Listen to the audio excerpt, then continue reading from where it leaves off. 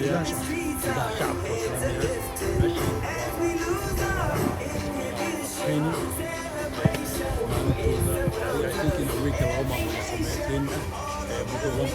سميتين هذا أورد على سمينا كده بنجمع على سمينا سيدي كورونا هو دعي dadkeeni way baraarugeen exercise faa'iido u leeyahay marka anigana ma xasan ahaan oo jiddi faa'iido oo qoran waa حرب الله يشيل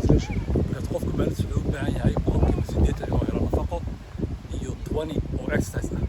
markaas ma shaqo imaanayo qof caafimaad qabo hadii ilaa qofka caafimaad si marka exercise kama very important dhalinyarada waa dhalinyaro isku xiran oo orod sameeyaan oo jimicsadaan kulli waa nala socon doontaa dhoodii jimicsiga doontaa sax waa saxan ciyaartaada inta training-ka waa geli doontaa dadku waxay isugu jiraan dad waaweyn iyo dad yar dad waxay isugu jiraan macallinkana tababarka bixinaya waa hal macallin marka qof walba culayska uu qaadi karo maal raba in loo dhiibo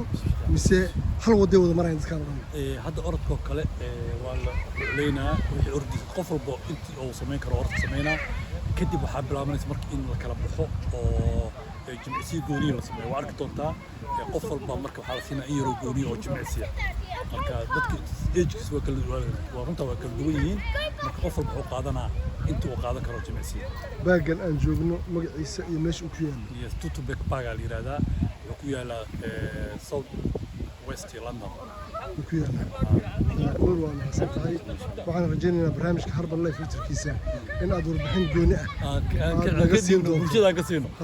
ma sha Allah taala Harban Life waa campaign asagana muddo 40 sano jira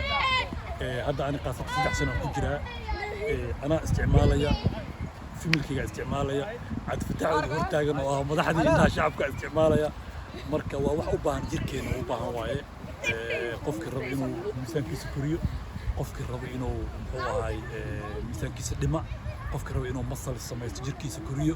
shape qurux badan sameeyo qof walba laga caawinaa insha Allah taala coaching waa free aad baa wanaagsan coach nuur aad baa wanaagsan aad baan ku salaamayna